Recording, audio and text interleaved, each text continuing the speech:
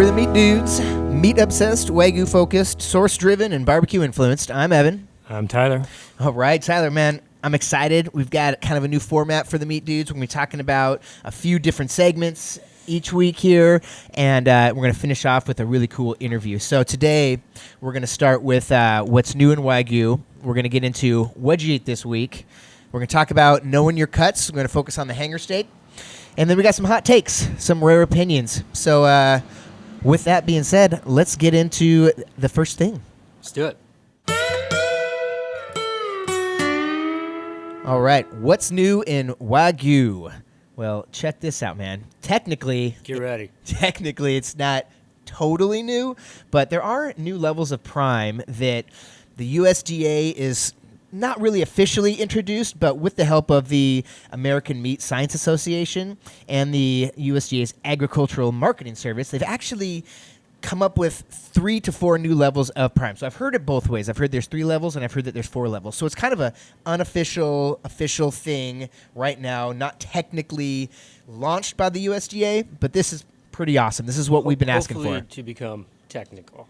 Yes, yeah. I mean, it's really what we want, right? So right now we know that there's select, choice, and prime. But the problem is that you've got some amazing fucking Wagyu beef that is sitting in the same category as prime. Right. And that's just kind of not fair. And it's not fair to the consumer, right? Not fair. Not fair. So with this new kind of, there's basically new visual marbling reference cards. And so this is, like I said, 2024, but I didn't know about this. The interview with Dr. Sheila Patinkin later, she talks all about this. But basically, they're going to use prime, so like a prime minus, and then a prime and the prime plus is what I've heard. So there's like a low prime, an average prime, and a high prime. And it's funny because we've kind of mentioned, why don't you use the Japanese marbling scale? You know, like, that'll never happen. But why don't we just use it in the United States? Let's figure it out. Right? It's funny because when I pull it up, it says that low prime is BMS 4 to 5, so it's already using it, right? Prime is BMS 6, and then prime plus is 7 to 9. You're already using it. Why don't we just use it? Dude, Doesn't make any sense. Dude, I don't get it. But man, this is super cool. Hopefully, it brings some more like confidence to the consumer when they see Wagyu, and then maybe it can start. It's when it starts to actually be, labeled as a prime plus. It's gonna be great for the full blood camp out there that is basically selling prime, and it's gonna become more abundant. You're gonna start seeing Wagyu more and everywhere. more and more everywhere. I don't think that we'll probably see it into we'll just call them the conglomerate mass chain produce stores like that. Yeah, not yet. Not yet, but once they see the movement, I think that people are going to start to jump on board because the quality, it's all about quality, right? Exactly, man. And I almost don't want to see it in the big stores, I agree right? with you. Yes, right? I agree with you. That's the fear, man. Right now, it's such a small. It's like 1 or 4% of all beef in the United States. Like, it's a super small number. Mm-hmm. And everybody who does it is super passionate about it. That's, we're talking to these ranchers that like absolutely love it. They know everything about it. They care about it. You can't cheat the process. That's what we love about Wagyu. A lot of that percentage has to do with the size of their herds and what totally. There's different ages of these animals being harvested. Yep. They're not gigantic feedlots where, that's the other percentage. Yeah. The 96% out there is. You can't rush it. No. That's the thing, man. That's what we love. So I'm excited that this comes out. Like I said, I think a lot of like producers, packers, and retailers are kind of starting to utilize this. Dr. Sheila Patinkin of Vermont Wagyu, she is really high on this, and I'm excited for her because like she produces Prime Plus. She produces stuff that she's telling me is close to A5. So I'm excited. She's talking about some very high quality beef that she's raising. Dude, she's talking some good game here. I like it, man. But this is what we've needed. I mean, we as the Wagyu industry, right? Absolutely. I mean, 100%. I mean, we have some great prime beef in our case, and then we have some great full blood, and they do not look the same. Sometimes the prime beef that we do get in is definitely on the level. Yeah. Definitely the two tri-tips that I had in the case yesterday were like phenomenal. Yeah, and I don't know, man. I feel like we're a little bit spoiled sometimes with we're a lot of bit spoiled with our farm out there, man. I mean, with Pure Country, they give us some fire ass prime, and it looks amazing sometimes. But I mean, Prime is great. Prime is great beef. There's no Absolutely. knock on Prime. But I mean, before you get into the world of Wagyu, and that's with everything that we're talking about, Prime is what the consumer sees as the top. yes. And there's now going to be levels of Prime. Yeah, man. Which are going to go into the scale of Wagyu genetics. Yep. No, man, this is exactly what we've needed. So, Yep. And I think it'd be cool because I see Wagyu in it's going to be in restaurants. I think before it gets to the big stores, and so they can start to label it too as like, hey, this is not just Wagyu or Prime. You can now actually put a better label on it. So it kind of follows up with our interview last week with Jeanette and Jerry of the American Wagyu Association. And fits in with the authentic Wagyu labels, which is that's a great label. Hugely going to help, right? So if you see, so now once this goes officially through the levels of Prime, you'll be able to go into the grocery store and you'll see that this is a purebred Wagyu raised at this farm and it's graded, Prime Plus, or a full blood Prime Plus, or an F1 cross and it's high Prime or whatever. I think this is great, man. This is gonna be a game changer. It is. Yeah. It is, and it's kind of pretty new. Yeah. This whole program is pretty new. Yeah. But it's gonna be on fire. Yeah. And they're in conjunction with the American Wagyu Association. And my question to them was like, are there liars out there? Are there people out there saying that they're raising this quality of cattle and they're not? Yeah. So there is. They wouldn't say yes. Yeah, but dude. I'm like, There is.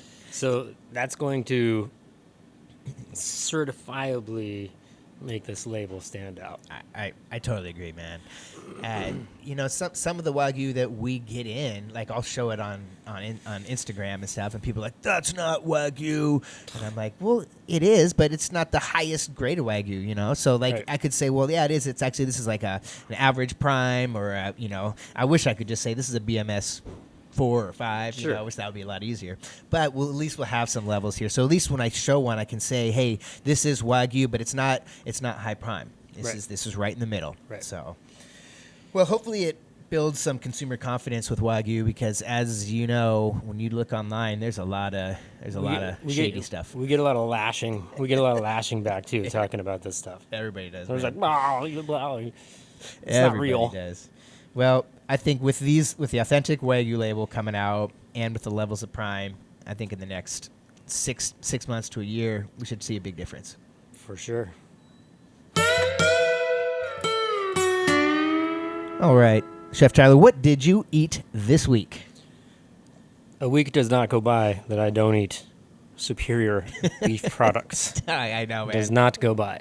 I And know. it's multiple Yeah, times that's a lot. in a week. It's a lot of meat. Sometimes I'm home by myself. Mm-hmm. Sometimes I got my kids. My kids are now meat snobs. Yep, mine too. Mine too. So last week I brought in an A5 tenderloin. Yes. And I'm a tenderloin dork. I like tenderloin. Yep, you are. This was magical. And the coolest thing about tasting it was that I cooked some of it rare, which I generally don't do. Yes. Because I don't often tell people to eat their A5 rare. I always tell them to cook it like mid-rare to medium, I get because it. you get that, just so you can render that Render it out. intermuscular fat that's so prevalent. But I ate this one rare. How did you cook it? Break down how you cooked it. I'd seriously cut these guys into 3/4 inch thick. Mm-hmm. It was a big tenderloin. It was large. But I cut like a 4-ounce steak, 3/4 inch thick. Yep. I did not salt it. I did not do anything to it. I kept it as cold as possible. Put it on a hot cast iron pan. Damn. Seared it. 2 minutes probably. Flipped it. Got a super crust on each side, and then I ate it rare. Yeah. It was just warm in the middle. Ooh. And then I finished it with sea salt, of course, because Yep. I'm a purist. I want to taste what this beef is supposed to taste like. Purist. And it reminded me of sushi, Yeah. because it was like almost like tuna belly. It was crazy. It was so good, dude. Of course, I then cooked another piece and ate it medium, and Okay. and really got down to that fat flavor and the dude. I'm glad, dude. I'm eating one of those tonight. I'm cooking up one of those tonight. Monster delicious. And the tenderloin, obviously, tenderloin is a leaner cut. Still, A5. Everything in A5 is supremely, incredibly marbled. But this, it looked good. Like it wasn't straight fat, like like the ribeyes in New York. So, like, Right. a lot of those are about 50% fat, I think. Yep. This had a lot of nice meat in it. Dude, it's like it was looked magical. It was so good. amazing. Yeah. It looked amazing, man. It really made me want to explore some of the other leaner A5 cuts because I think that you could probably even get into a top sirloin, even eye round. We should cook up some eye round steaks. Yeah, like A5. And because there was like, eye round steak would be chewy AF, right? I don't think so I if don't it's know. A5, but that's We just gotta something do I that. haven't done. Dude, let's get one in next week, man. Let's get one in. Okay. Well, speaking of your kids being meat snobs, mine is too. So wow, this is a real restaurant podcast. We got a delivery happening right now, man. That's all right. Well, my kid, 4 years old, only wants to eat steak, only wants to eat Wagyu zabuton right now. Every night, I got to grill up. Atta girl. At least like three to four times a week, I'm Atta grilling up the Wagyu zabuton. So how much are those per pound? Well, it's individually. If I just order a Denver steak, of course it's going to be different. But I order the whole chuck roll and break them down. So depending on where, it's anywhere from 10 to 15 a pound for the whole chuck roll, depending on the grade and whatnot. But I sell them in the case for. I'll cut like an 8-ounce, very nice, beautiful piece of meat, and it's going to be. $15, $16. That's what I'm saying. So I took one home. It was about $13-14, and she ate 3/4 of that thing, dude. Girl, like probably about 6 ounces of meat, dude. Like she gonna be strong like bull. Dude, I've only seen her eat like noodles and peanut butter and applesauce, right? And she is like just killing this zabuton steak, man. Love it. I love it, dude. So me, I was off the ribeye train for a little bit, especially like the full blood ribeye. Come on, because it was too rich for me. But I'm back on. I had a purebred ribeye this week that just blew my freaking socks off, man. Otherwise known as an F4. An F4. I know nobody says that though. I haven't heard that in a while. Shit. But yeah, this purebred ribeye, man. I swear to God, I'm back on that train. I was going purebred New Yorks for a while, which are great, but this was just insane, man. It's so good. And I'm grilling it too. I'm watching it. I like to grill it, put it over the coals, then raise it up a little bit. So I got my little technique down. It's great. I feel like it's definitely an art, not a science. Definitely. And but dude, I'm getting after it. So I was excited about that ribeye, like I said, man. Back on that train. Can't help it. Ribeye's the best. It is. I know. Any person that we talk to in the beef industry, That's all they say, right? almost every one of them, except for our dude in Montana. Yeah. He was like, Charles, he wanted top sirloin steak. So I can't remember what he said. He was like, it was not like your regular. Everybody's like, I'm gonna eat it. Was it like London broil or something? It was crazy. He was cutting some crazy stuff. Yeah, man. No, I know. I think I had a full blood ribeye like for 4th of July last year or something like that, and it was just so rich. And I was like, okay, I gotta chill a little bit. Yeah. I tried to eat the whole thing, so it's like drinking too much tequila. There's no such thing, bro. All right, know your cut. Here we go. Know your cut, Tyler. So you brought out a hanger steak, correct? Yeah, this is a purebred Wagyu hanger steak. Purebred Wagyu hanger steak. So where does this come from on the cow? Comes from right in the middle of the. It's like it aids in the flexing of the diaphragm.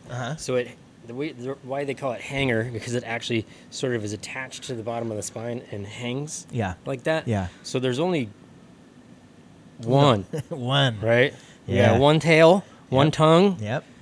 one hanger. Yeah. This is the trio of ones in the animal. So a lot of times in my novice years of butchering animals, when you're eviscerating an animal and you're opening it up, and there's two different sections, right? You got the innards. Yep. And then the next section is the lungs and the heart and everything like that. So this guy sits on the spine in between those two sections. So when you're eviscerating an animal, a lot of times you mess up and you cut this thing right out. A lot of times. Yeah.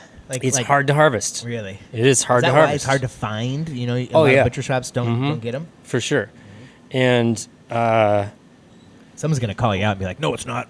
I don't ever fuck up." I can't wait. I mean, of course, Yeah. we'll fact You're check all 100%, that. bro. Of course. We'll fact check this. But I remember the first time I had it because I had never heard of it either, and I grilled it over wood fire, big open wood fire grill. I think it might have been at Spring Hill. I'm not sure. I can't remember. Sounds good. But it is like top 4 on the flavor profile for me. Really? What's it like? Is it chewy? Is it tender?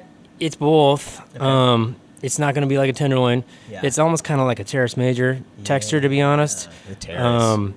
So a lot of people when you're grilling at home and you're slicing flank steak all kind of on the bias and doing the spread thing, that bias actually doesn't lend to the structure of that muscle, right? Because for me, I like to just go straight down on the flank, right? Right, Yeah, flank, totally. skirt, all that stuff. The ones with the really strong, Fibers. muscle fibers. Yeah. So I do the same thing on this guy. But what's individual about this is there is the seam right down the middle, and it's kind of a tough seam, dude. Almost like a flat iron, but not that hard. Okay. So it goes through and it runs like this. So one side of the hanger is just a little bit bigger than the other side of the hanger. Okay. I'm not sure why that is, but you got to go down one side, peel off some of the sinew, but then you're going to get like this guy's what? 1.76 pounds, and I'm probably going to pull out 2 ounces probably of trim just to get those beautiful long strips of steak. But dude, hanger steaks fine. So when we serve it in like the butcher shop, like it'll be 2. Yep. You I take did it these out. guys whole because I think it's such a special product. Yeah. And the person that is going to buy a hanger steak knows that they're buying a hanger steak. You don't just and walk like, in and ask for a hanger, huh? like, you want me to clean that up for you? I was like, "Pfft, I got it, bro." Yeah, Like, so you better. hanger fans are You ain't hanger doing it. fans, right? Yeah, dude, for real. Man, so how would you'd grill this one? Oh, for sure, dude. Just an easy griller. Yep. And again, I'd salt and pepper it. Maybe dry brine it, salt, pepper a little bit in the fridge for a couple hours before I get after it. But like super hot grill, almost like I'm carne asada styling it. Just gonna say, can you do a carne asada? Yeah, man? for sure, dude. This could be that cut for sure. Hanger carne asada. Woo. Yum-o. Nuts, dude. Uh-huh. That'd be dope. I like it, man. Love me a hanger. Dude, the hanger, man. I know. I think I've had it once. I think we've grilled it up once, but it's been a while. So I don't know. Maybe I should take that home. Or maybe you should teach me how to. I can to show gut you. it. Yeah. Yeah. Yeah. Let's do that. We'll make a little video after that, man. So know your steak, the hanger. Yep. Only one in the cow. Know your cut. Know your cut, man. So next time you go to the butcher shop, if you want something super cool, ask for the hanger. They probably won't have it, but you look cool. See if they have it. And You you look say cool. 9 out of 10, probably like. And that's all that matters.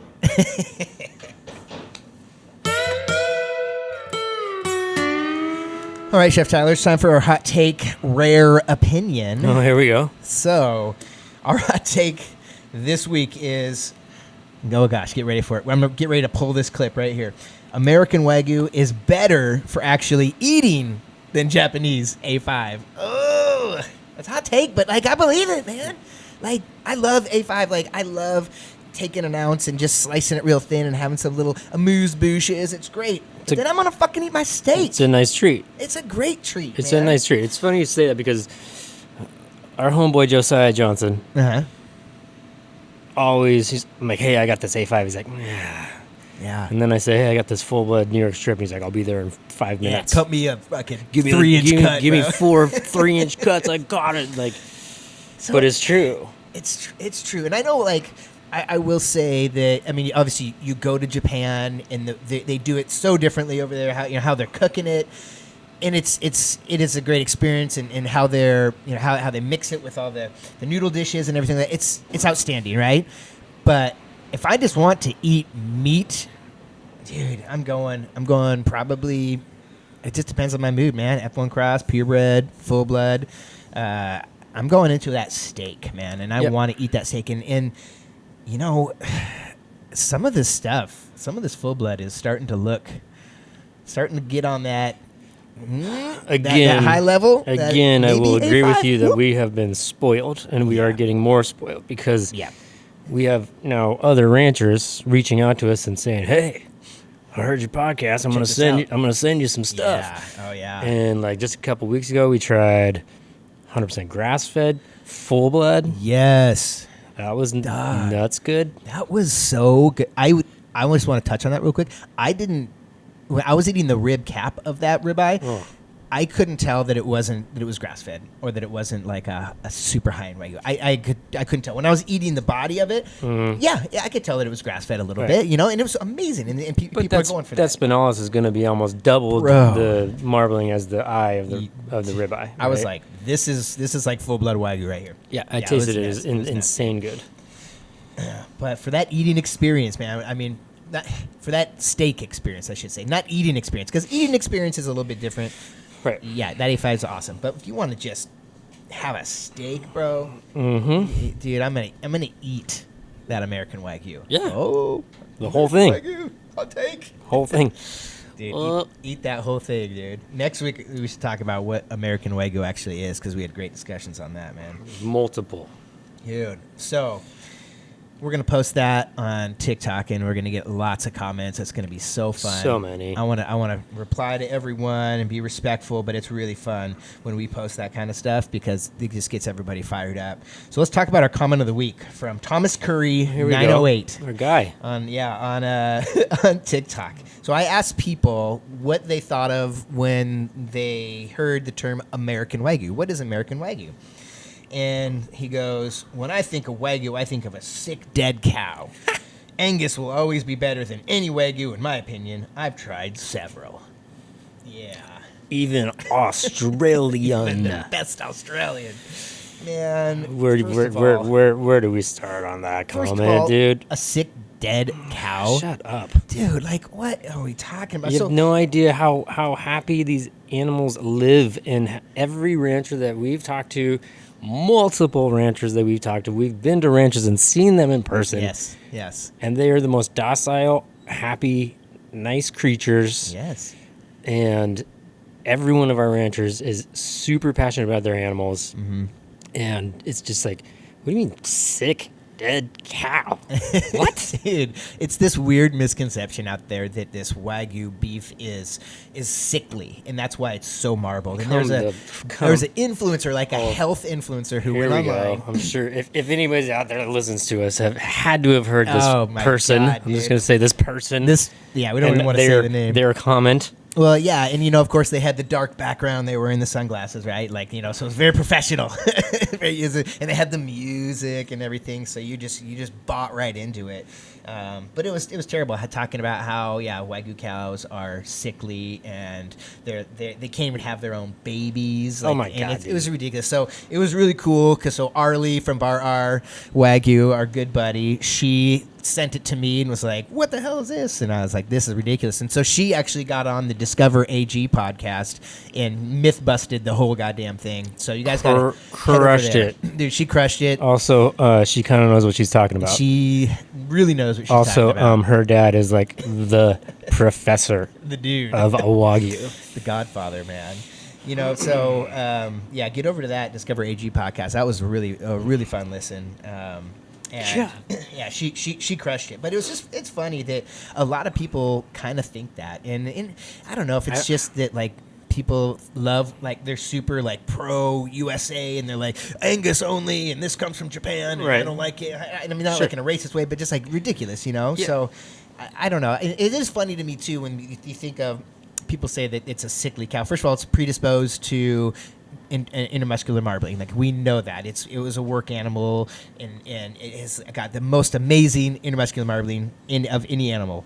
But like, I don't know, man. I like look at if it's so unhealthy.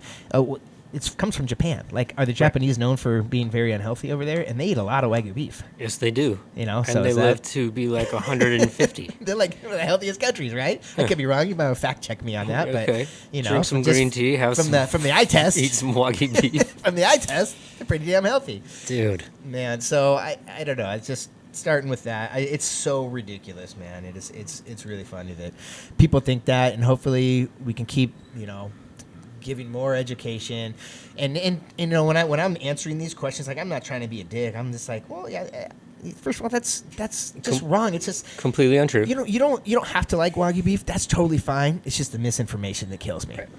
Like that. Right. That just kills me, man. Can't wait for the rebuttal. Yeah. Oh, there's been a couple rebuttals, but nothing really worthwhile after that. But so they're not like sick dead animals. Just to clear it up, they're actually really healthy cows. Bro. So, and they can have their own babies. So go ask Arlie from our Wagyu. And they're gorgeous beasts.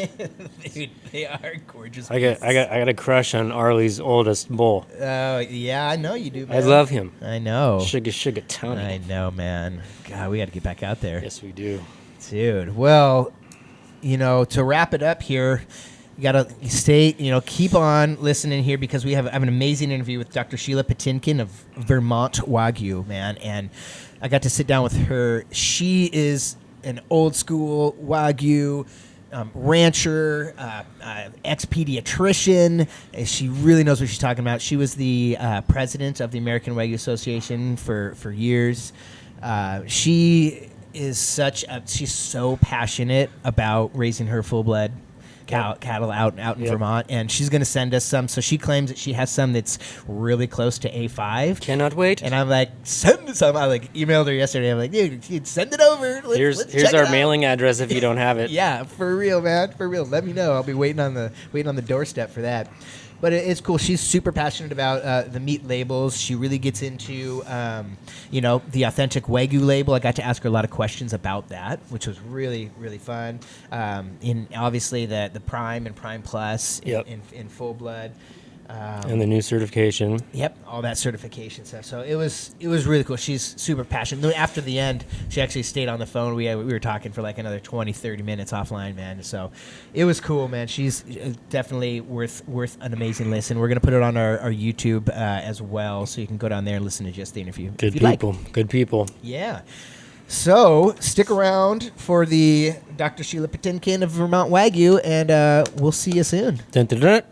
Let's roll. Okay, so we are here with Dr. Sheila Patinkin from Vermont Wagyu. How are you doing, Dr. Sheila? I'm good, Evan. Thanks for having me. I'm excited to be here. It's an honor. Oh, no, we're so excited to have you.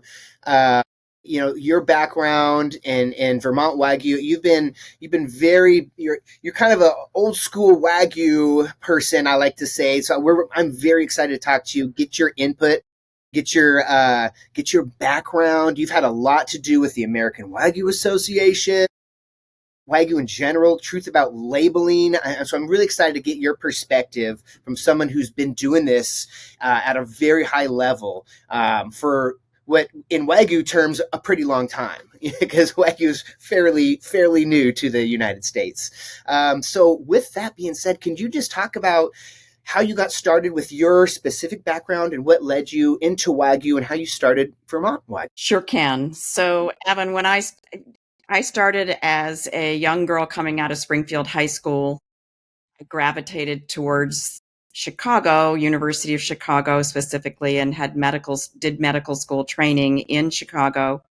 Graduated as a pediatrician, practiced as a pediatrician, and raised a family on the north side of Chicago for a good number of years until I lost my husband back in 2005.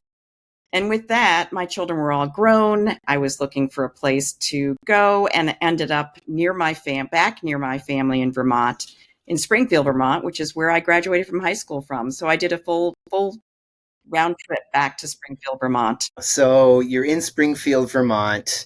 What attracted you to Wagyu and being a Wagyu rancher? So I bought the farm. It was an historic farm on a National Historic Site. It had pastures and fields that all needed renovating and brought back to life. And I needed some cattle or some herd of animals that could graze it down. And it ended up being Wagyu because I had a cousin in Montana that had raised Wagyu and Angus.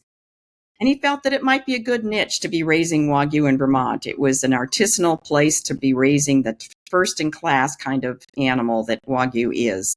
Yeah. So, is there?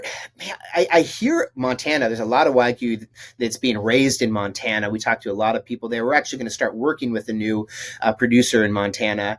But on the East Coast, and we're in Seattle, so we're on the West Coast. How much Wagyu is out on the East Coast? I'm not familiar with a ton of farms. I know there has to be, but can you talk about? Were you one of the first to start out there, or who's been around there? In Vermont, we were the first to do full blood or 100% Wagyu breeding of Wagyu cattle. There had been, prior to me, somebody who had dabbled in crossed Wagyu or percentage Wagyu. In New York State, there is somebody that had been practicing there for a while in terms of raising Wagyu, another doctor, actually. Both doctors in both Vermont and in New York. But not much beyond that in the East Coast. I can't think of anybody that was there in Pennsylvania before we were there in New England. So there were only a handful, and Wagyu at that time wasn't well known. If you said Wagyu to somebody, they wouldn't have known what you were talking about. Yeah. Just started to come into major magazines such as Bon Appetit that there is this breed of cattle that raises an amazing steak. And that's really when it had started, is in terms of notoriety, is about in 2005 to 2008. And then it took off from there. Yeah, and still today, when you say Wagyu, there's still a lot of people that have no idea what you're talking about, or think it's a marketing scam. So I can't wait to get into that. So with Wagyu, from your perspective, what makes Wagyu so special? It's the eating experience. It's the fact that you take a bite of steak and you go, wow, and we hear it all the time for people who've never had Wagyu. They'll say, wow, this is the most amazing piece of steak. And they're usually not expecting one piece of steak to be different from another piece of steak. But they bite into Wagyu and they say, wow, it's incredible. For those of us who have eaten Wagyu and more Wagyu, we're attuned enough to the differences between Wagyu to know what's a good piece of Wagyu or what's a piece that has very poor marbling and tenderness to it. Yeah. So what makes Wagyu different? It's the marbling. It's the marbling that gives it the tenderness. Marbling is associated with increased flavor. So you've got a flavor profile associated with marbling that's quite different from other meat. Yeah. Yeah. And it's when we say Wagyu, it's funny. I held up a steak the other day and I said, if you thought that this was prime, you would buy it. But since it says Wagyu, you're kind of scared of it. And somebody commented and said, that doesn't have enough marbling to be Wagyu. That would be graded prime. And I thought that was funny because Wagyu is not really a grading scale. So it's all about the genetics, correct? It is 100% all about the genetics. You can get well marbled other breeds of cattle, but nothing approaches the degree of marbling that you find in Wagyu. Gradation's different. It's visibly different, significantly visibly different. Yeah, I agree. And so why is genetic traceability so important in the Wagyu world? Well, if you've got a breed that's associated with its genetics, you're going to want to know, is that calf truly a Wagyu? Is it related to its parents that are truly Wagyu? And so therefore you get into the traceability. Can you trace that parent? Can you trace it to parents that are in the Wagyu herd book in the American Wagyu Association? Yes. So the American Wagyu Association, what are they responsible for? What do they do? Because I know you've been a big part of that, haven't you? For a long time. I have one of the lowest numbers in the American Wagyu Association. What does that mean? What does that mean, one of the lowest numbers? Numbers? Well, the first member had the number 1. Uh-huh. My cousin from Montana supposedly had the number 4. Uh-huh. And I have the number 821. Don't ask me. I know the numbers are well beyond that, into the multiple of thousands, but yes, my number is low. When I see a number below 1,000, I'm there. Ooh, they're an older member. And I remember that I'm an older member. Wow, so you've done a lot of work with the American Wagyu Association, is that correct? So I'm coming off of my 6th year as a board member of the American Wagyu Association, and have been president for 2 years in 2023 and 2024. Yeah. So completes a long span of years. So what is the mission of the American Wagyu Association? What are they trying to do? Oh, the mission is basically to uphold the herd book, which means its book of registrations of animals in terms of its authenticity, its reliability in terms of being what they say it is and what every animal says it is. And then addition to advance the breed. And that's it in a nutshell, to advance the breed and promote research. The other part of it probably too is that we need to be responsible to our members. We need to aid our members in terms of their experience within the Wagyu world, ease of registering, etc. So the herd book. So did that start when the original Wagyu cattle came here in the 90s? Did that herd book start? Is that where everything comes from? So the herd book, American Wagyu Association, started in 1991. There were a handful of 4 bulls that came over in the 70s. There were no females, so anything mated to them were not full-blood Wagyu. They were crossed Wagyu. They were used for research purposes. In the mid-1990s, there were 4 groups of Japanese investors that felt that if they brought Wagyu over to the United States, they could raise them more cheaply than in Japan. There was access to corn. There was access to hay in greater abundance than there is in Japan, which is a very mountainous country. So they brought over, I believe, 4 or 5 plane loads before the borders closed. And with that, it was over 120 females and I believe about 29 foundation bulls. And that started the herd growing in this country. From there, it went to Australia, it went to South Africa, it went around the world. So Japan literally let them come to the United States. And then in the late 1990s, they said, that's it. We've realized we've let the cat out of the bag in terms of the genetics and we're going to close it. And they did. And to this day, it's illegal to import Japanese cattle into this country. Yes. And so that is such a great story. I never knew the exact story that is so great to know. And I think since it's illegal now, that's where a lot of this misconception kind of comes from, where when you talk about Wagyu, people say, well, that's not Wagyu because it's from America. I'm like, well, yes, but the genetics are fully traceable back to Japan. That's what we're talking about when we say Wagyu beef. It's all about the genetics. Man, so that's right. I'm saying that more so I can pull that as a clip and put that on TikTok so people understand what the heck's going on, because it's so funny to hear some of these people's just misconceptions. But I want to hear this from your point of view, your words. Can you explain the difference between full blood, purebred, and F1 cross Wagyu? I can sure try. So, yeah. Years ago, we realized there were differences in Wagyu. So the association wanted to make that clear from a marketing perspective. 100% full-blood Wagyu means that every calf born to 2 full-blood parents has been DNA parent verified. In other words, a sample of DNA was taken from that calf that was able to match. They were able to match it in the laboratory to its dam and sire. And those dam and sires were able to be matched. They had a history on record of all those dams and sires and their parents going back to the initial Japanese imports. They were all verifiable by DNA. So that's 100% full blood, totally traceable by DNA to both dam and sire. So to 2 parents, not just 1 parent. And that's important. When you get to purebred, this is very hard for somebody to understand. Why is a purebred different from a full blood? They sound like they're the same. They're not totally the same, but there is an argument to be said. They're so close. Why not call them the same? We don't. To this day, a purebred is something that at some point was crossed with an American dam or sire. And typically that has to have occurred about 5 generations back. So by pedigree, it's 15 16ths Wagyu crossed once in the past. So that it is, oh gosh, I'm going to get the percentage wrong, but 96.7%. I think it's 90%. If I got it right, 96. 93. I think they said Oh, right. You're correct. I'm sorry. 75. Yeah. And that would make it 15 16ths.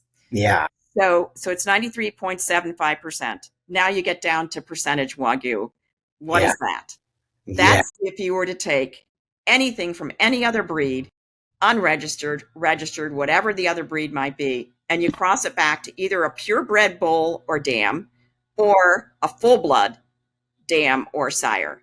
And that gives you, if you take the lowest percentage, which would be the purebred being 93.75%, you cross that with something that's not Wagyu, you get 46.87%. I think I have that right. I think that's right. Yeah. So Yeah. I've written those numbers enough in my lifetime that I should have them down pat. Wow. So Yeah. that's a percentage Wagyu. Yes. Okay. And that is confusing, I think, to the cattle world, because purebred means that it's a purebred. It's 100% in outside of Wagyu. Is that correct? That's correct. So here's another thing that will floor you. If you take that animal that is 46.87% Wagyu, and the USDA has accepted that as being a Wagyu at that level, it's a percentage Wagyu, but it's a Wagyu. And then you take it, and if you're a grocery store chain or whoever, and you cross that Wagyu that's only 46.87% Wagyu, and you cross it with anything else, then is that a half Wagyu at, what is it, 3 something percent? Yeah. Cool. So Yeah. half Wagyu, if you really stretch the terminology, can be as low as that. And at what point do we need to just cut it off? Because I think that's where a lot of people get confused and upset, because they might go into a restaurant that says, we have a Wagyu burger and it's $9, or we have a Kobe beef burger, right? And we all know that's fake. But at what point do we cut it off? Because I don't want to eat a burger that says it's Wagyu if it's 4% Wagyu. It doesn't make a difference, And they can still call it Wagyu. To me, I mean, I have no idea how Yeah. some of the fast food chains do this, because there are Wagyu burgers in the fast food chains. I have no idea how they do it. Honestly think that the USDA and FSIS, which is in charge, the branch of USDA that is in charge of labeling, I think they're trying to get a hold of this. I think they're trying to promote truth in labeling. And I think what they're working on is a label, the creation of a label that encompasses what a Wagyu is. And that would fall under something called a live animal specification, as specified within the USDA. And then nothing would get a Wagyu label or anything called American Wagyu that would be below that 46.75%. And they can control it that way. In the past, it's been, well, because you say a 46.75% something or other is a Wagyu, well, half Wagyu is only 23%. And that's what they're trying to control and eliminate. And they're working on it now. And the AWA we're proud to have been working with them on that. Well, yeah, so let's get into that, because our previous podcast, we just talked about the authentic Wagyu label, and we interviewed Jerry and Jeanette. And it was funny because on our previous phone call, I was telling you all about it, and you were like, yeah, I actually was pretty, I was at the beginning of that. I actually helped start that. So I was telling you about the program that you started, and got really embarrassed about that, because I should have known a little bit better. But this new authentic Wagyu label is hopefully can help with that, give more credibility to grocery stores, to butcher shops, to the consumers, to understand that this is actually what percentage Wagyu it is. It's going to hopefully explain what percentage Wagyu it is. So can you talk about your role with the Wagyu label, and the authentic Wagyu label, and what the goal is? Well, that covers a lot, but I guess I would say if you're old enough, you've done a little bit of everything. So no need to be embarrassed, Evan.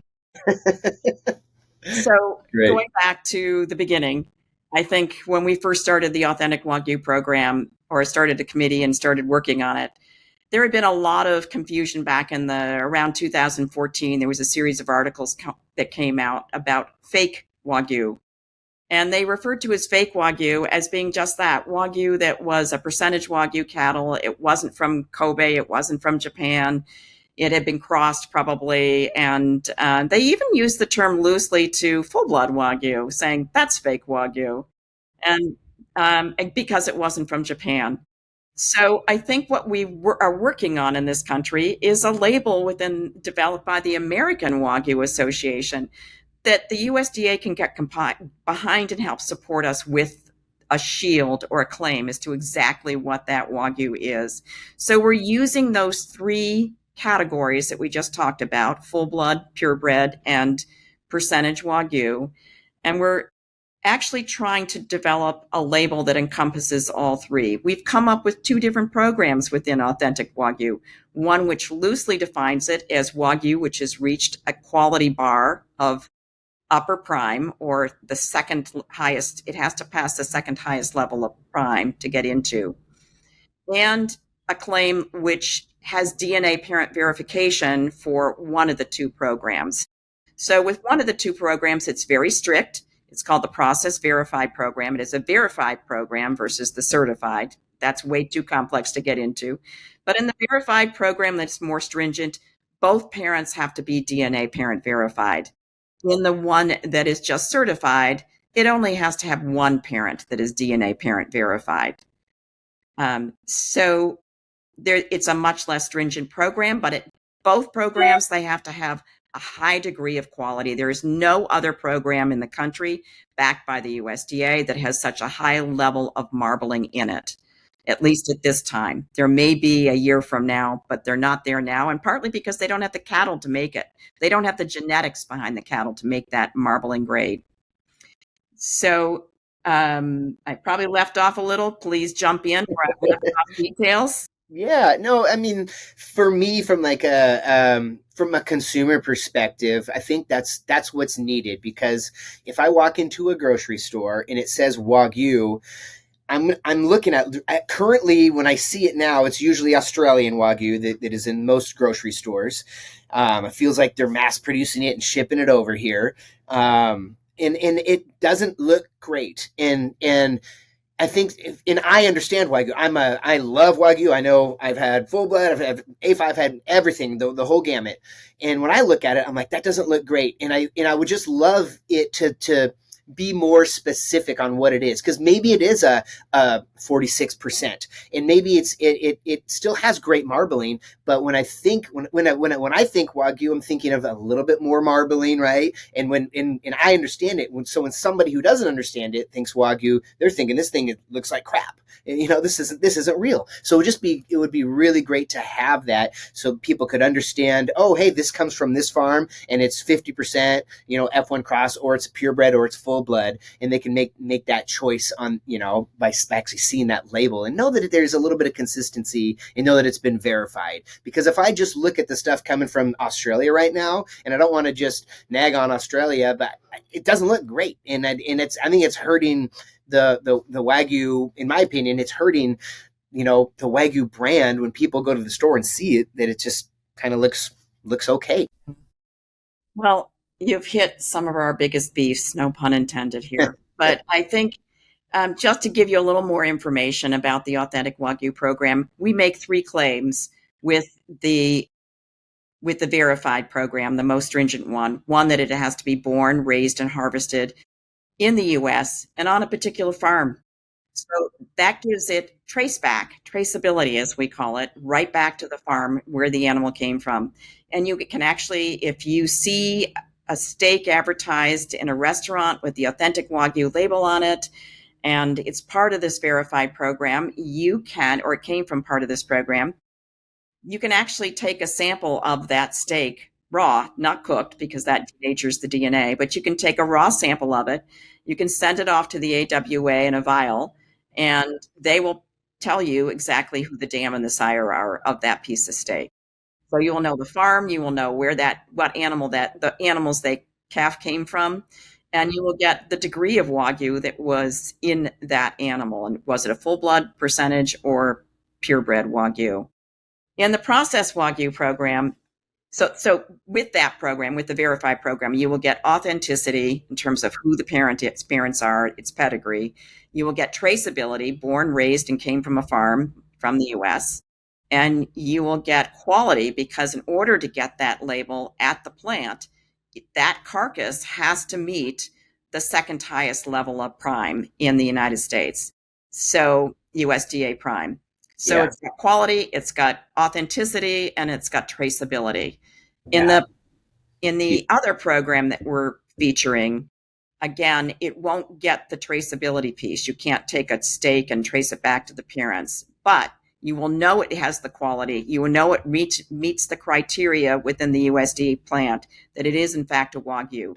That animal come with the paperwork needed and one parent DNA parent verified back so that there'll be at least half Wagyu. It'll at least have a certain quality. It will lack in the total traceability, except it will be product of the USDA by virtue of being from a USDA. Yeah.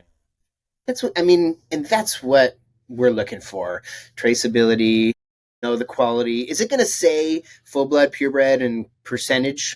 The verified program will. It will. The other program will likely say American Wagyu. Again, details are being worked out at this time, but on that program. But again, right now, we don't have a real true definition in this country as to what American Wagyu is. I know. I was going to ask you that. That is something that's being worked on by the USDA. Producers want to be able to use that lovely term, American Wagyu, product to the USDA. That's coming. I think, again, it will really confer the fact that it is Wagyu of at least 46.87% or better in terms of by pedigree. So, and it will have probably one parent that'll be verifiable to by DNA. Yeah. Well, in Japan, do they have F1 cross in Japan, or is everything full blood? Do they cross a lot? They do cross because there is a demand for beef, and they want a less expensive. A lot of their beef gets exported that's full blood Wagyu because there's such a demand for full blood Wagyu Japanese beef. But there is, when I was there, what I was seeing, and I think still to this day, there was a lot of Wagyu over dairy, meaning they take a Wagyu bull and they cross it with a dairy cow, and that gives you a very well marbled, good tasting beef. Yeah. It's a cross. Yeah. Tender too, huh? Yeah. Okay. Holstein is Holsteins marble very well. They're not a great beef producer in terms of just their stature, et cetera. But it is a good cross. Okay, yeah, we're hearing that a lot when we talk to different ranchers. They're talking about more Holstein. At first, when we first started talking to people, it was primarily Angus, and now we're hearing Holstein. We're hearing a lot of other breeds, which I think is kind of cool. I'm kind of interested in the whole crossing of, let me take a Japanese black with a Holstein or a Jersey, or and what can we get if we do all these different types? I think that there's a market for that. I think that would be a cool next step, because I'm not seeing too much of it yet because it's expensive and takes time. So you don't just want to just cross and see what happens. It's got a great flavor profile. Yeah. So what does American Wagyu mean to you? How would you define it? It's a wide range of Wagyu that goes anything from just that half Wagyu all the way on up to full blood Wagyu. And you get flavor profiles that are different within that whole range. Yeah. That's how I like that. And that's how we kind of explain it too. We'll say this is full blood American Wagyu or purebred American Wagyu. F1 cross, I don't usually tail it with that because I think people generally understand that. But it would be nice to have that term kind of solidified, just American Wagyu, because it does confuse people again. They think that it's being cheated somehow. Japanese, it has to be from Japan. I'm like, yes, it does. It's Japanese genetics raised in America. So it would be great to have a nice clear definition, because we all kind of throw it out. Some people call the percentage Wagyu only American Wagyu. So we all kind of use it differently. So I think that, it would be great. I'm glad that they're going to come up with like a standard. The trick to that is that the consumer needs to understand that it does mean a wide range of differences from the meat, from the top quality down to the lower quality bar within that. And if they understand that, or we can market it such they understand it, that's great. From the full blood point of view, the full blood breeder is thinking, why do I want to be associated with all American Wagyu when we're really the best? My 2 cents on that is the full blood breeder needs to market their Wagyu beef to the highest of its potential, and they need to market that it is at the highest end. Yeah. Yeah. No, yeah, that makes sense. There's probably a little bit of, yeah, infighting, confusion, and just let's make the term. Let's let everybody understand it, because right now it's the consumer that's the most confused at this point, right? They're So it's a getting little it from bit everywhere. it's a little bit like wines, if you want to think about it that way. If you've got, let's say, the Rhone River wines in France, Hmm. and in that, River wines are all associated with a great name. They go from Burgundy all the way on up to Chateauneuf de Pape to other vintages of wine. Generally speaking, Rhone River wine is great. All Wagyu is great. American Wagyu is great. But you've got these certain appellations of wines, as you have the full blood breeders within the full blood Wagyu, that is known for its better quality or its higher degree of marbling. And that's how it has to be marketed, I think, in the long run. That is well said. I really like that, because that gets people to kind of understand, throwing in the wine and in the Rhone River. I think people can kind of understand that, because they do see that. They'll go in, they'll say, "Oh, this is from the Rhone River," and you've got your, like I said, your Burgundies, and I know that the Chateauneuf de Pape is one of the best ones that we could get, and maybe I can't afford that today, so maybe I'm going to go with the Burgundy. But you know what? When I need something really great, I know I'm going to go for that Chateauneuf de Pape. So And I you can like. take that even further, Uh-huh. whereas if you compare it in the Wagyu world, it would be great if certain brands or farm names within the Wagyu world or the full blood breeders gets more recognition or more acceptance of its degree of quality just based on how well it's done in terms of its herd marbling potentials or its ability to win state contests, etc. That's how we market Vermont Wagyu. We want to be the best of the best. Yeah, I like that.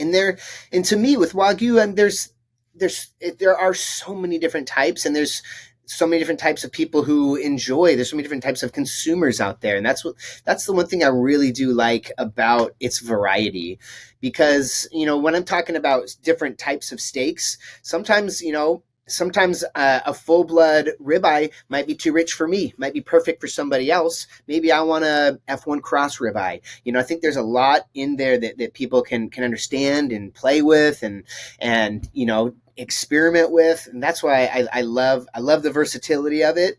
But yeah, I think you're right that we need to understand what the full blood actually means, and that it is the top quality. But there's other great ones in there, from the variety from 46% to 100%, and it's all about the genetics. So I like that. I like that. One thing I wanted to ask you, but you kept mentioning, I want to get into this, the second level of prime. Now, to me and most people, we know that there's select, choice. Sorry, Evan. Oh, he got excited about that. So there's select, choice, and prime. And is there another level? Because we know that all of the American Wagyu falls into that prime, because there was only one level for so long. So can you talk about the different levels of prime now? Sure. Category has taken off in this country. When I started back in before 2010, mine was at about 4% in terms of all beef, all graded beef in this country.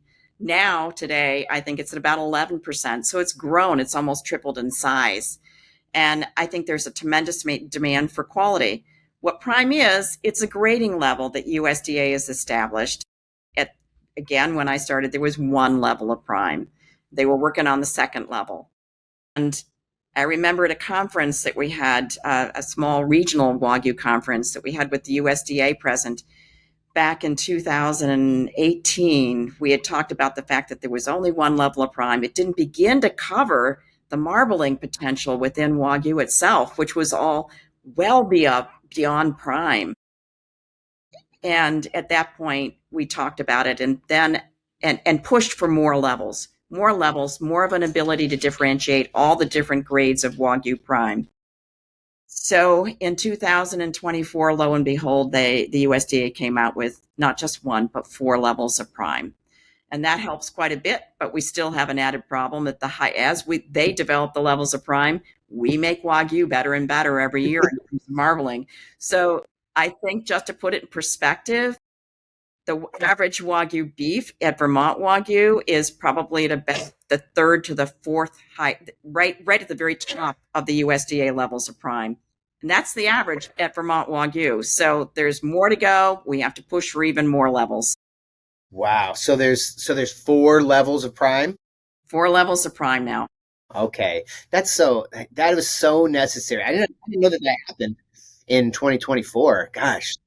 Hold on a second, Evan. They're getting excited. They're getting excited about that prime and the different levels of Wagyu.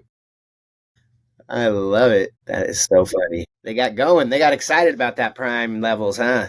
Oh, wow. He likes Wagyu. He's a spoiled dog. Oh, right. Mine too. Mine knows when I'm cutting into Wagyu. It has a different look. It just sits up and just looks like a little turkey, we call her. And I'm like, what are you doing? Like, you just know I'm slicing Wagyu right now. So she's very spoiled. There you go. But the levels of prime, that is so important, because I think for you're right, for so long you're producing amazing full blood Wagyu at Vermont Wagyu, and it's getting graded as prime, and so is normal USDA prime beef, and so that is such an important thing. Is that gonna on the Wagyu labeling, the authentic Wagyu labeling? Is there gonna be a prime level indicator on there too? Is that going to happen in the near future? I think that's in the works. I think it'll still be able to be eligible to have prime stamped on it. In fact, I know it will be, because it'll exceed prime. Will it have the actual prime level stamped on it? That I can't tell you. I think in the Process Verify program, if it gets the full blood level and label and the purebred label, yes, it has to reach that higher level. They all have to reach that higher level of prime. Will it actually get the prime level stamped on it? Not at this time. Will it happen in the future? Possibly. But they all have to meet it. They won't be accepted into the program if they don't meet it. Yeah. So I like to, we all, a lot of us understand that the Japanese marbling scale. Where do you think that those levels of prime land on the Japanese marbling scale? That's something I hesitate to answer on, because I know it's a work it's a lot. There's a lot of research being done on it. Ideally, it's done on the basis of lab reports. And so every sample has to be, to create that research, you have to do a lot of meat sampling and correlate it to the Japanese grading, and then to the camera grading going on here in this country. It's just an area of research. There's not a really good decisive answer on it. If I had to pull a number out of the hat, I would probably say that grade 4 probably starts at around a 37% IMF. Again, it's all tied back to IMF, which is that lab report level, intermuscular fat content. Levels of prime, probably grade 4 prime would probably be at about 37%, somewhere in there. And what is a typical A5? Could you answer that? Well, it's beyond prime. So it's beyond the high level of prime. So there's nothing in prime that corresponds to grade. What about the IMF? Do they if you were to look at IMF, yeah, usually think of an IMF that reaches about 40%. IMF is about where grade 5, A5 starts. Okay. But I've seen different numbers, and there's a lot of research going on this along these lines right now. Yeah, that sounds about right. Just passing the eye test when you look at a piece. Yeah, that seems about right. I always like to ask this question too. I think it's interesting. Do you think that we will be able to get to the point of creating a 5 grade Wagyu beef in the United States? I think so much pressure is being put on our herds genetically right now. You can see how my own herd has just taken off with IMF and its grades that it's getting at the harvesting plant. I think we've gone from like a low 40s to closer to, low 30s to close to a 40% at this point, which puts it into almost the grade A5 category. I know I have produced maybe 10%, 15% of my animals are grade A5 at this point. And it would behoove Vermont Wagyu to start advertising that with different grading levels that we get back. And I've not been industrious enough to go and actually do that. At some point we will. Yeah, that is crazy. That's great. Because, I know for a long time we talked to a lot of people that, they obviously the American consumer doesn't want to eat A5 all the time. We understand that. So there's different levels, but we started bringing in more A5 to our butcher shop, and at first we didn't sell a lot of it, and now people are starting to snag little pieces. Like it's really funny. They'll grab a little piece because we'll cut it in just a little 2-3 ounce piece. They'll grab one, and then they'll grab their ribeye because we like to eat steaks here in the States. So we're seeing that. That's cool. So I would ask you. I know you're trying to ask me questions, but I would ask you. Do you find a difference between grade A5 American Wagyu and grade A5 Japanese Wagyu, or what you would say would be grade A5 American Wagyu from an IMF level? Ooh, I would say I don't think I've had anything that's American grade A5, probably close. And I haven't been able to look at the IMF. I haven't seen that on some of the nicer stuff we've got. But we've had some really, really nice full blood Wagyu in here that looks really good, but there is definitely a little bit of a separation between the A5 we bring in and that. Because we'll do once a year, or twice a year, we do a big meat market, and we'll bring in a full cow. This year we're bringing a full cow in from Bar R Wagyu, and then we'll bring in usually a probably like 60 pounds of A5, and like we cut it into little chunks, and like I said, people grab their little chunk and then they grab their few steaks. So I have always, if I'm being honest, I've always seen a difference between that really highly marbled American Wagyu full blood and the A5. And there may not be a crazy difference, but there is a little bit of a difference. But I would love to. You got a meat box? I'm gonna order a meat box from you here soon. I want to try it out. I'll send you some what we think is grade A5. Yeah. We always put those a good number of those steaks aside for steak contests and doing exactly what you're doing tastings. And oftentimes we'll serve the grade A5 Japanese Wagyu that we get in. And oftentimes I think there is a superior, I shouldn't say superior, there is a difference in the flavor profile between the top graded Vermont Wagyu and what we get in from Japan. There is a subtle difference in the flavor, not just to do, I think, with the marbling, but just the grains and the pasture grasses that it's been raised on. So I would argue that in some cases, the American Wagyu top marbling might outscore the Japanese. And I think that's the point to which the herds are really focused on getting to in this country. Do you think from a flavor profile or from a tenderness profile, or how do you think? I think it's going to always be tough to get to the tenderness level, that same tenderness level that they are, but there are definitely a few animals in our herd that have made it. And then you've got the added bit of, is there a flavor difference going on besides the feel in your mouth? That Japanese Wagyu has a distinct feel in your mouth. It feels very slippery, and the flavor is different too. When you break it down to American Wagyu, the flavor is different, and it maybe usually is not quite as tender. If you can get to the tenderness, and you get to the same level of tenderness, and then just look at the flavor, which steak is going to win out is the question I'm raising. Yeah. So why do you think it tastes different? I mean, you've been to Japan. How is it differently raised in Japan than on Vermont Wagyu on your farm? We have grass and we have grain. Mm-hmm. And in Japan, they're not, a lot of those are out on pasture, right? They're usually the strict feeding regiment. Is that correct? That's my understanding. I'm not an expert on Japan. I just know what we have, and I know why those animals came here, and I know you don't see as many out on lush, beautiful pastures as you do here in this country. Yeah. They like you said, it's mountainous. They don't have that. Yeah, that's interesting. I would love to see that A5 quality coming out of the United States. I'm excited because it's something that I think people would, I think they would like it more. I think they would. I think it'd be like a prideful thing, like, yeah, we did this, like let me try this out.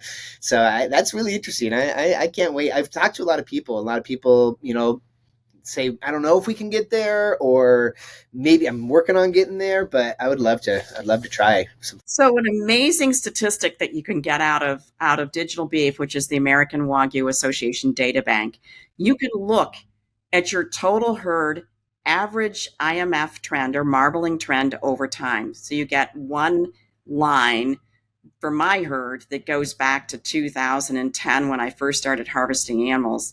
And it goes all the way on up to 2024. If you look at that one line, it's relatively flat until you get to about 2019. 2018, we started selecting our heifers based on their ultrasound marbling, live animal ultrasound marbling. If a heifer had a great ultrasound scan, she was kept in the herd. If she didn't, she went elsewhere. So we kept the best of the best. And then suddenly that line trend that we get out of the AWA data bank, it goes straight up from 2019 to 2024. So that's a good indication, not produced by Vermont Wagyu, but a factor of the AWA data bank. It went straight up due to pressure from ultrasound scanning and from the introduction of the genomic introduction of EPDs, or estimated progeny differences, which I won't get into here. But anyway, there are relative measures that can predict how marbled that animal will be. Yeah. And so we used that data from the AWA, and we used our own ultrasound scanning scores as submitted to the AWA. And that gave us this amazing statistic that shows marbling has just skyrocketed and is taking off. And if it's taking off for us, I've got to believe it's taking off for a lot of other herds in the country. Good. It's all about that traceability, and having that data. It's so important for just the entire credibility of this animal. And I love that what the American Wagyu Association is doing.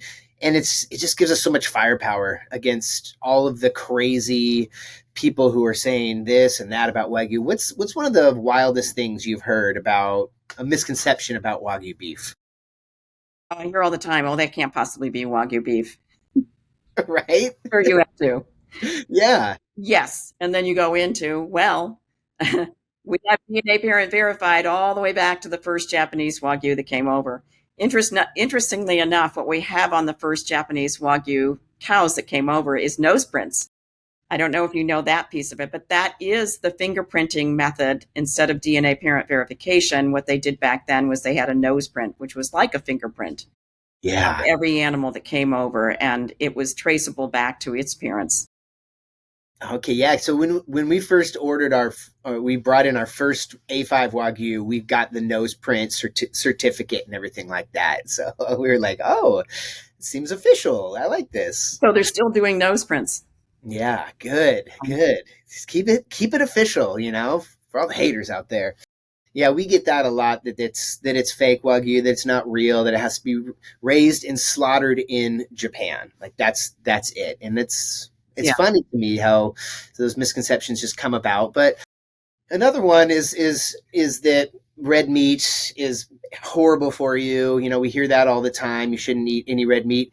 And the fat is really bad for you. Animal fat is really bad for you. How is Wagyu fat different than any other beef fat? So the Wagyu breed is known for its very high content of the polyunsaturated fats, the omega-3s, the omega-6s, in particular as a breed.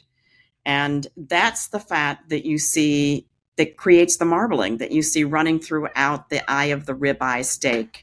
It's intramuscular and not the fat cap around the steak itself that you have to cut off before you serve it.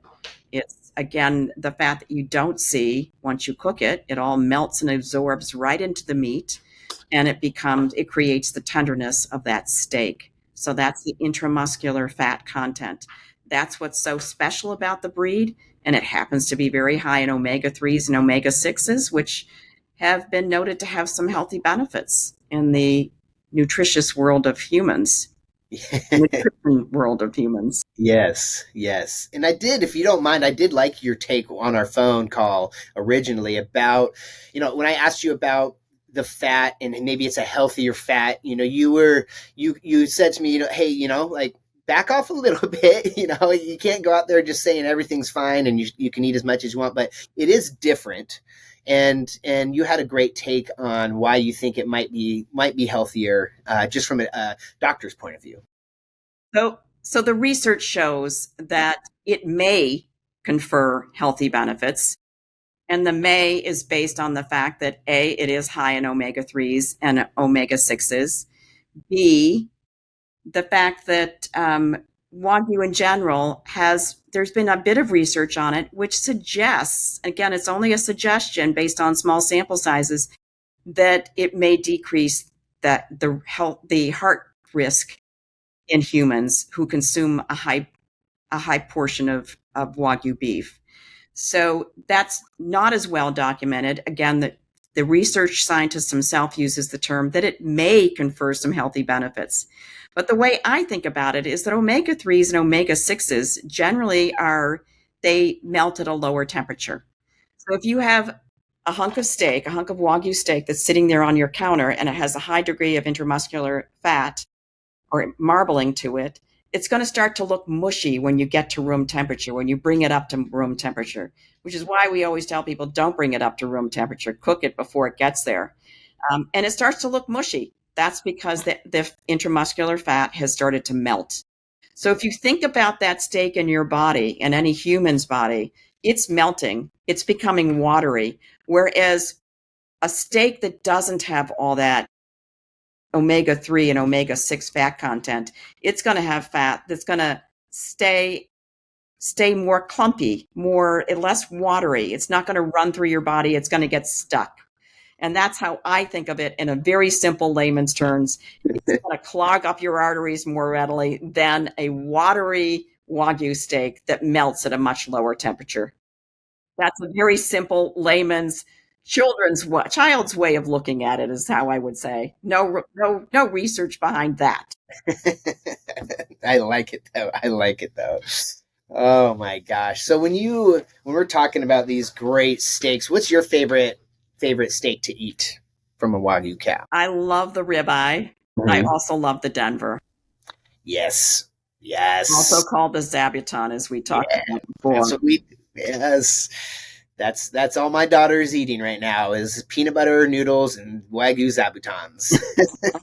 That's all she eats. She won't eat any other steak either. Yeah, she is so funny about that. It's great. Yeah, I have been. So I think I got ribeyed out a little bit from just eating so much, and then I stopped and I went to the New York as my steak of choice for a while. But we just got about a month ago, we started getting in some really nice full blood ribeyes, and I was like, I'm back on it. I've been eating those a few times a week. They're absolutely delicious.